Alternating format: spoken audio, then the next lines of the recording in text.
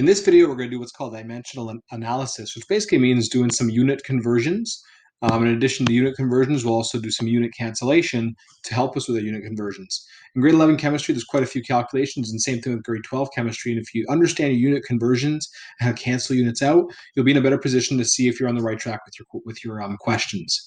So we'll go over a few rules together first. One of the first rules that you need to understand is that if you're multiplying the same unit in the same location, for example, if they're both in the numerator or both in the denominator, their exponents will be added together. So for example, if I have a square, here we have, that's a bad square, but let's say they're 2 centimeters by 2 centimeters, and I ask you to calculate the surface area, you would simply do your 2 centimeters times 2 centimeters.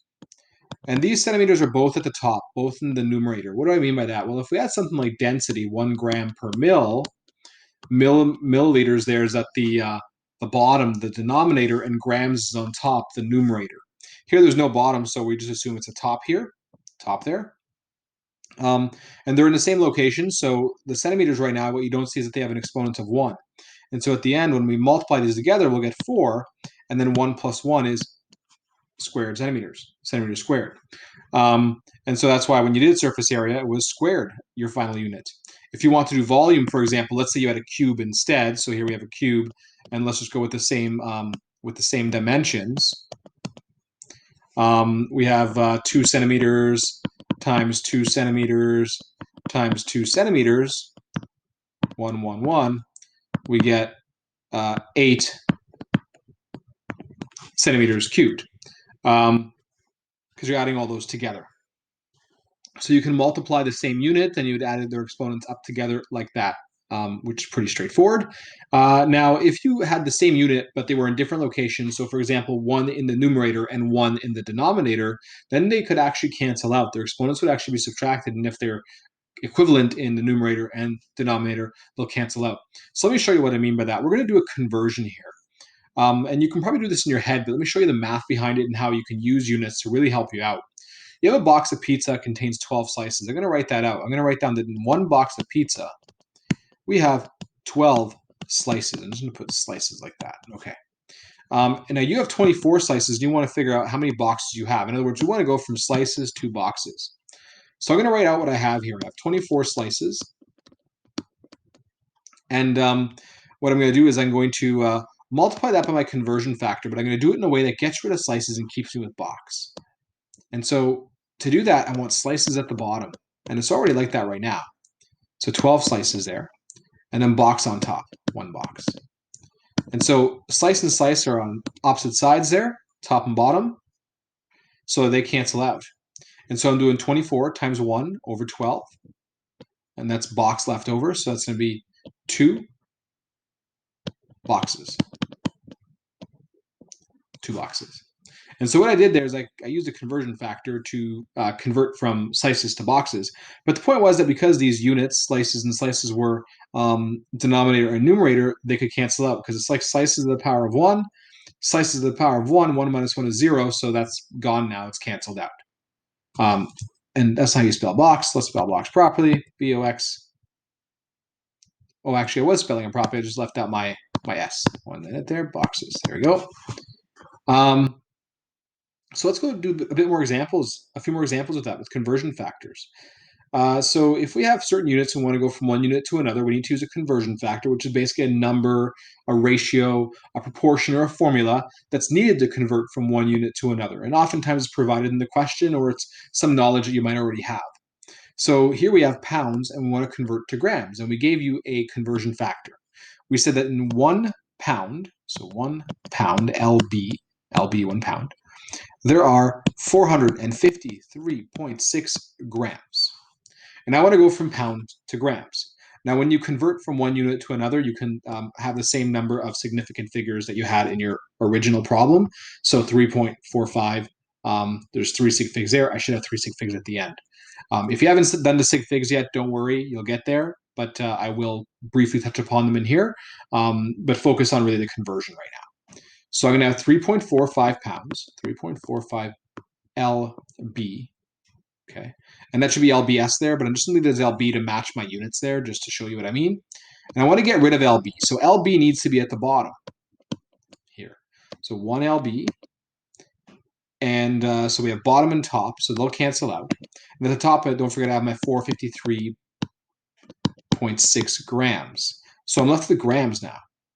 And so the end result is my pounds cancel out, and I have 3.45 times 453.6, and I get 1,564.92 grams.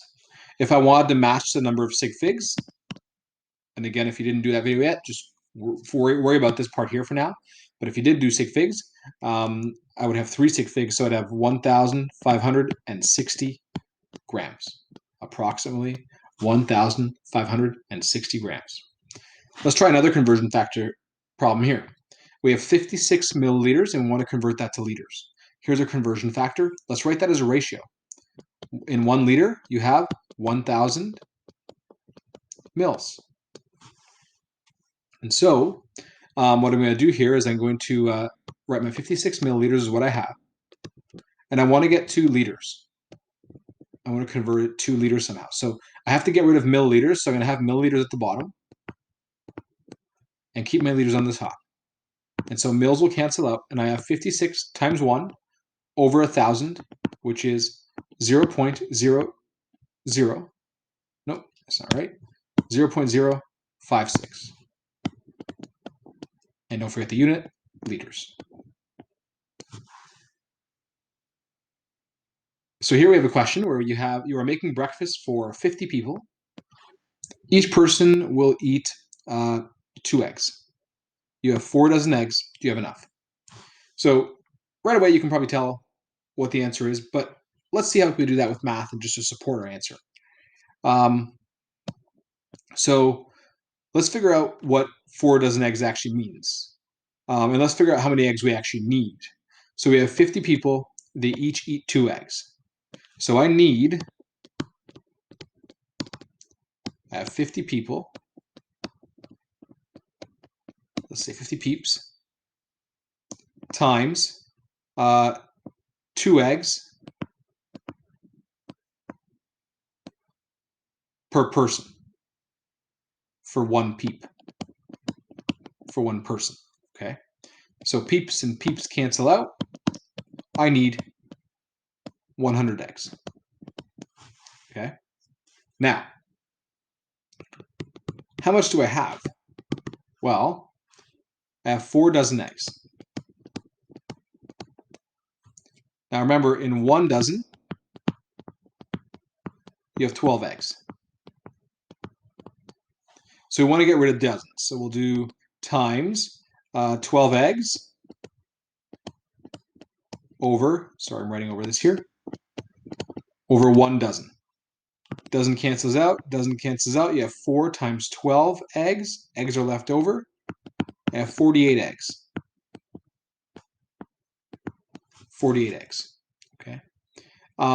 So I need 100. I have 48. I don't have enough eggs. Let's try another example. We have a case where we're walking 10 meters in one direction, then we walk 1,500 centimeters in another direction. How many meters did you walk in total? And you have a conversion factor. So think about this question carefully. If you decide to do 1,500 plus 10, you'd be off, because notice you have different units here. To add these units together, you do need to convert one of the numbers there to match the other one. It doesn't matter which one you do. Let's use our conversion factor first. Let's write that out. So we have in 1 meter, you have 100 centimeters. Okay. And let's just choose to convert the 10 centimeters, or the 10 meters, sorry. So 10 meters, we want to get rid of meters. So we'll put meters at the bottom, 1 meter, and then centimeters at the top, 100 centimeters. Get rid of meters, and we get 1,000 centimeters. And now you can add them together. You can say that your total is 1,500 centimeters plus 1,000 centimeters, which is 2,500 centimeters. And that makes sense because I don't have any decimal places in my question. And so I'd have 0 decimal places in my final answer based on significant figures. If you know that, that'll make sense. If you don't, go make sure you go watch that significant figure video. And let's do our final problem here. Actually, I'll do 2 more problems with you. I'll do this example here, and I'll do the first example in the worksheet.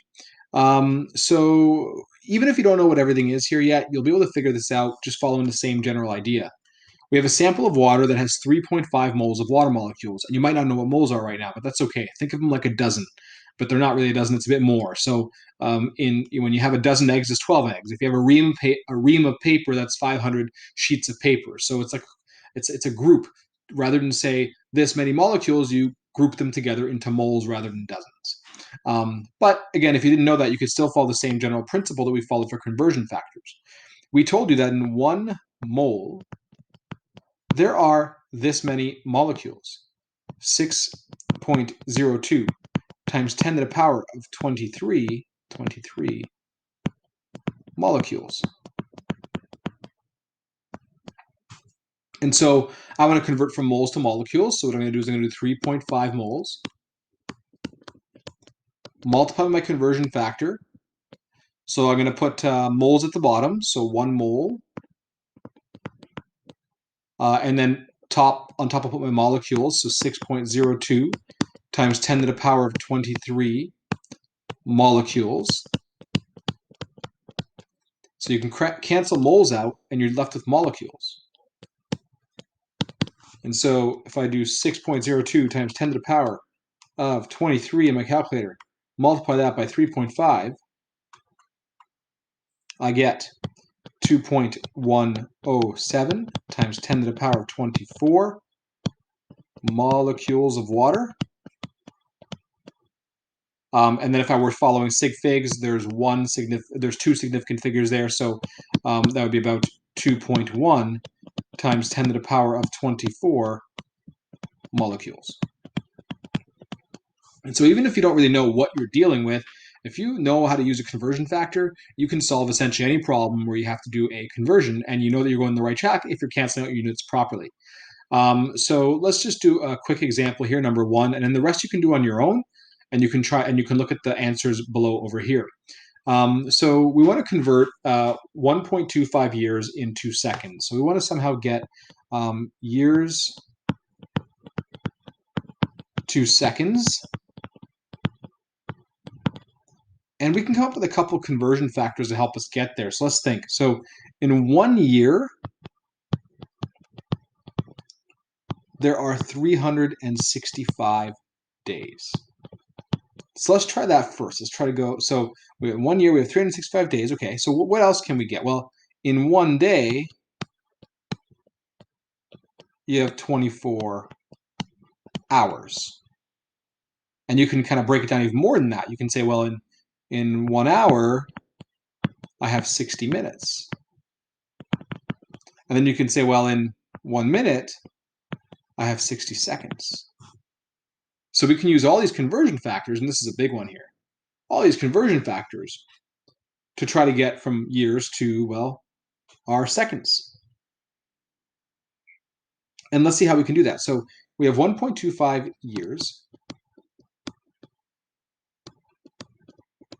And I want to get rid of years and convert that into days. So times 365 days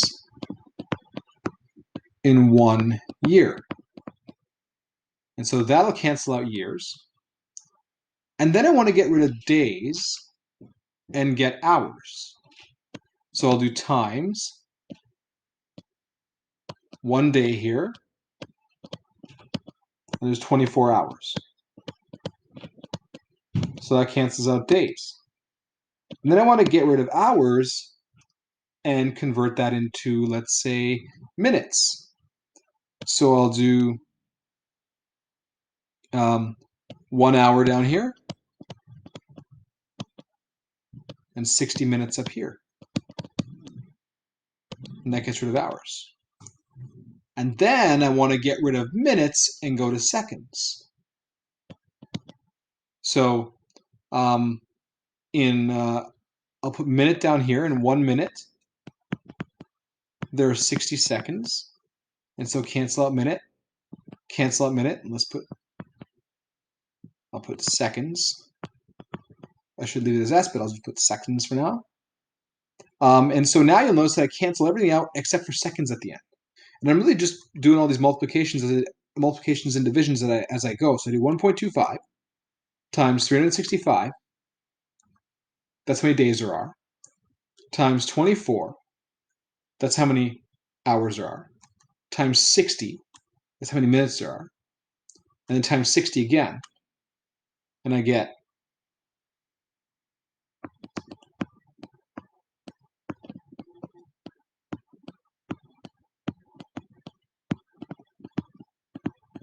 seconds.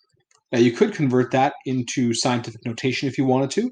So if you reviewed your scientific notation, you probably can follow along.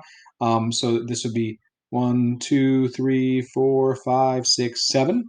So 3.942 times 10 to the power of 7 seconds. And if I want to keep it to the same number of significant figures there, 3 significant figures, I could just say it's approximately 3.944 times 10 to the power of 7 seconds, because I round down from that 2 there. And so that was a lengthier one with many conversion factors, but you're able to do things like that now using conversion factors like that. And so you can try these other problems here. They're very similar. You might not need to use as many conversion factors, except for a couple, and you can check your answers below over here. The only one for which there is no current answer is for this one, because it will be based on your age, but there's a sample done for you over here. So based on somebody's age, that's, let's say, 50 years old and 86 days. So you can try those ones on your own there.